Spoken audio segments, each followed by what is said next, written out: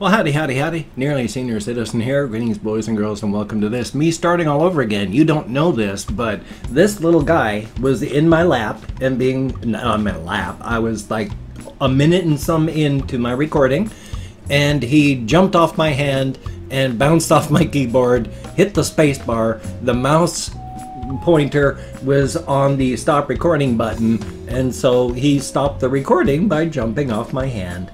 He's a silly little guy. This is Dr. Snurf. He's been not so handled of late because I've had her down here, and so I've been dealing with her, little Gojira. But he's a cutie. I'm going to put him back in his cage so that he can go back to sleep and stuff. He was up and drinking, so I didn't wake him up. But he wants to do things. Probably has to go to the bathroom, to be honest. Hamsters like to pee in one place. They don't like to go anywhere else. So if they have to pee and you're holding on to them, they get more and more antsy, more freaked out, more like, hey, I gotta do something. So, but he jumped out of my hand, bounced off my keyboard, stopped the recording. Thumbs up for that. Boy, oh boy. Once again, I hopefully it's not recording like this, but in my webcam monitoring software thing where I can see what I'm doing to make sure I'm staying, centered and in camera, it's like everything is just a chuck, chuck, chuck, chuck, chuck, chuck, chuck, chuck, chuck, just a bunch of stuttering still frames instead of fluid motion. Thumbs up for that. It's been not a bad day. It has been a day. I woke up at approximately 6 o'clock. I went to bed around midnight-ish, had minor insomnia, fell asleep, was up a few times, just woke up and then was uncomfortable for a while and then fell back to sleep. So I didn't sleep all the way through, but I slept, and that's good. A definite thumbs up. I've been feeling more tired even though I've been sleeping more. I mean, I can see the big bags under my eyes, and even my therapist yesterday was saying, yeah, you really look tired today. And it's like, I've been sleeping more than I have in years, and yet I feel more tired than ever. So thumbs up. And I'm not losing weight, so it's not a, oh, you're really sick sort of thing, because if you're losing weight, you've got an issue. Unexplained weight loss. So, I know it's not that. I mean, my weight has been stable. Definitely a good thing. Excuse me. One of my oil dab things, not oil dab things, one of my THC oils that I use, cannabis concentrates, has I let them talk me into getting mango flavor, and boy, mangoes are okay. I like the taste of mangoes sometimes, but the terpenes of the mango flavoring in this are not very nice. It's, ugh, that. I'm not going to get mango again. It's very unpleasant. If, for me, I mean, it's not going to be the same for anybody else. I mean, everybody's biochemistry is different, so thumbs up for that. And of course, this afternoon, it's going to be day 3 that my cat jumped into the window, turned back to look at me, finished jumping outside to go off and go to the bathroom, and then I haven't seen her since. She's done this sort of thing before where she's just vanished for days, so I'm not totally, completely worried, but each time she does this, I have to be prepared for this could be the time I never see her again.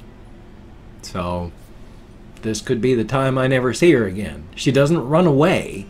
I mean, she tracked me down to find me when I moved, so she loves me. If there's something wrong, it's because something's wrong. Either she got hurt and killed or was somehow sick and died. I mean, who knows what the condition of her cardiovascular system is. People die all the time. Animals die all the time. So, gotta be prepared for maybe I'm never gonna see her again. Life is life. I mean, on top of everything that's happening, of course, it's not good. Because almost 5 years ago, my wife died. And then 6 months after that, her cat died. And he inadvertently committed suicide. Cats don't take change well, and cats bonded real well to my wife, and this was her cat. He was with her all the time, and then she died, and he hung around with me for 6 months, and then he stopped drinking. Just stopped drinking water anymore. And after a week his kidneys died, and then a few days after that he was gone. So I didn't have a cat for a while until I moved into the basement, where Amelia, who was my brother-in-law's kitten, after being born to one of my and my wife's cats when we lived in Blaine. So now she's possibly gone for good, on top of all this other stuff I'm trying to process. I mean, I'm still working on trying to process my mother's death, and this upcoming April she'll have been dead for a year, and still dealing with my wife. And so I'm getting better at that one. My therapist some months back had said basically it's like it wasn't an event that happened and you're recovering from it. It's an event that's still happening to you, and you're trying to deal with that. And so, yeah, it's... My actual wife dying was the moment of impact, when my car was going this direction at 60 miles an hour, and I met up with life going this direction at 60, and BAM! That was when she died. But the impact, that doesn't mean everything stopped. Things are still bouncing, settling, they're going wham! Parts are still flying through the air. Things are still settling, slamming down onto the ground, and then when they finally do, even at that, parts are still going clunk, slide. So when the event is over, it's not over. So for me, I have been in the middle of the car crash for 4 years, and for the past almost year, the car crash is finally done. I'm managed to stand back up out of the wreckage. You know, I got up, brushed off some of the dust. I'm able to stand. I'm bleeding. I'm bruised. Some of my clothes are smoldering where they're on fire. But the wreck is finally done. The car crash is finally finished.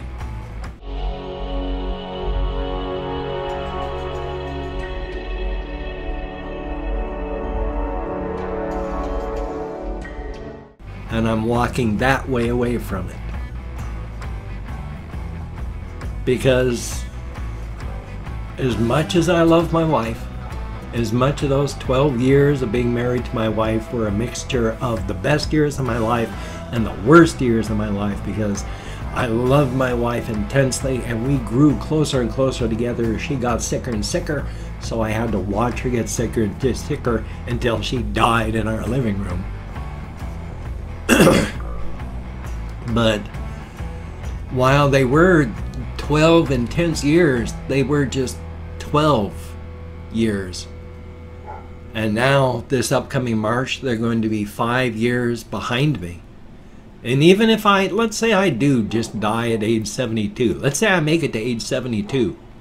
Even right now at 56, I've got more than 12 years ahead of me before then. I've got more of my life yet to live than the entire time that I spent with my wife. So the wreckage is finally done. I'm standing up and assessing the damage, but I'm making the walking that direction, finally. Time heals all wounds, they say, but I am convinced that is an ironic statement, because time heals nothing. It just adds layers of foam and padding between you and the incident. There's no healing, there's just distance.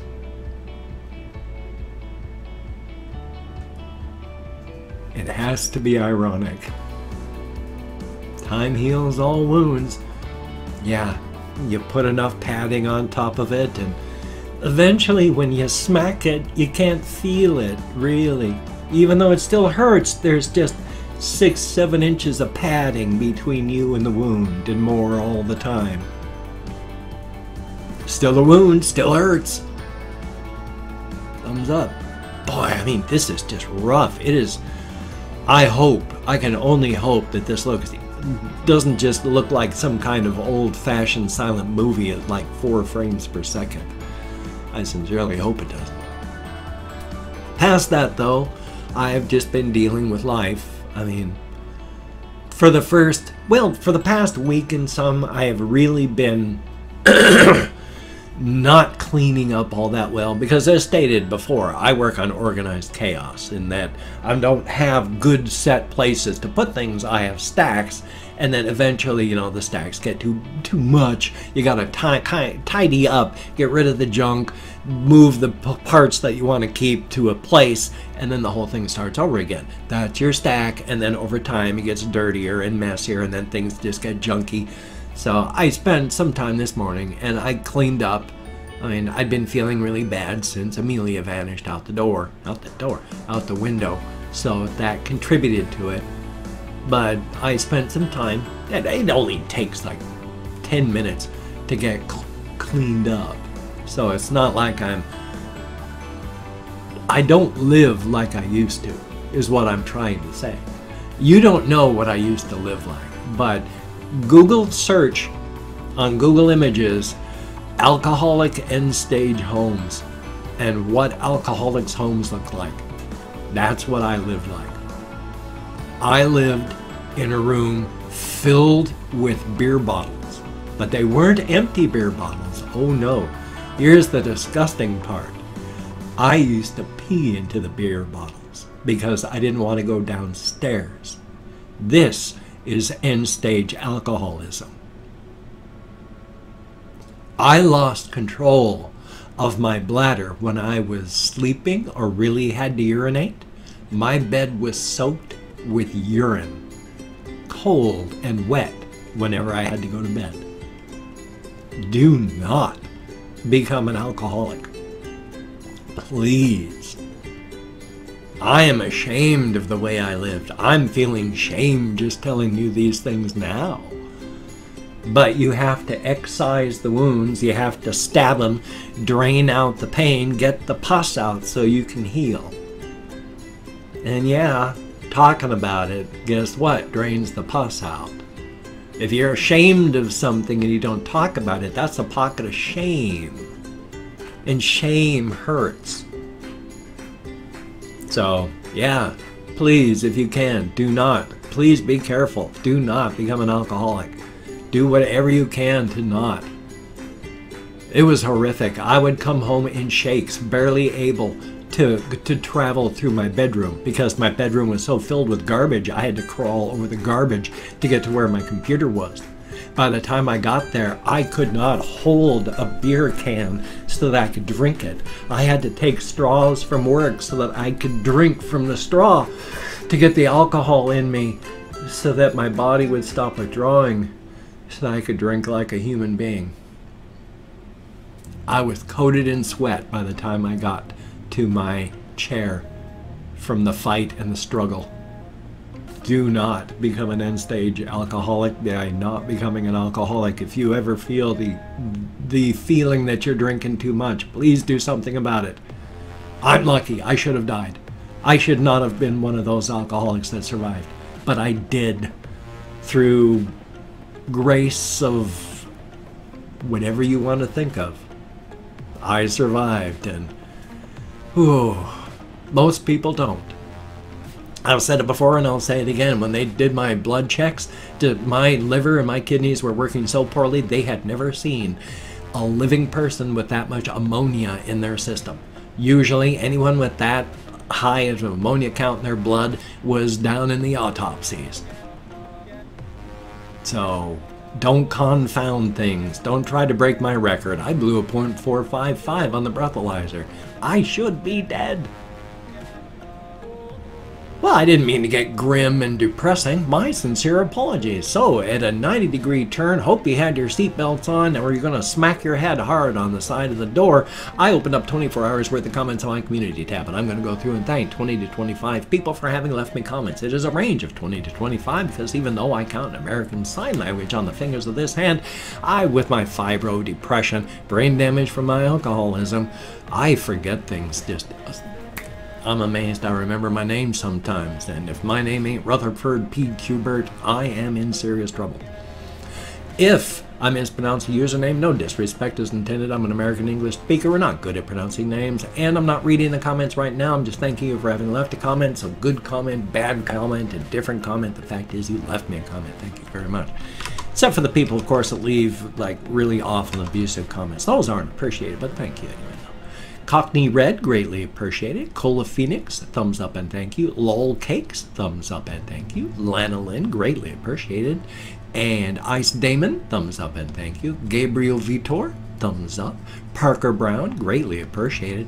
Biol Bit, I sure hope that's close. And Heaps Ahead, there's heaps a lot. Tony, thumbs up and thank you. Thomas S, greatly appreciated. Family 136, thumbs up.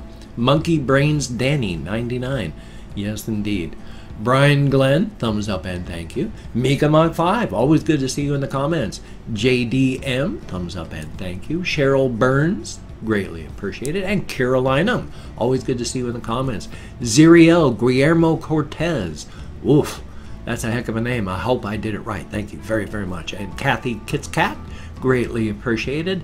Pandora NYC1, thank you so much. Denial, greatly appreciated. Andrew V, thumbs up and thank you. And Triple Dubstep, greatly appreciated. Sincerely, I mean, honestly, and it's a very, very good thing. Thank you so very much. You get me out of my head, into the world. And when you're depressed, that's what you need. You got to get out of your head. You got to break those loops inside your skull, or you're just going to be trapped in very, very bad loops of thought. Much as it may hurt, you do need to get out and get other people's thoughts in your head. Even 3 years ago, when I would spend any time alone with no one around, I could hear my thoughts echoing off the walls. So you need people. Thumbs up, and that's a very good thing. If you can check out my various links, I have Twitter, Facebook, GoFundMe, Patreon.com, NearlySeniorCitizen.com. That blog looks so good. It's almost like I should write something for it. Thank you, Brian Glenn. One day I'm going to. I've not had a good, life.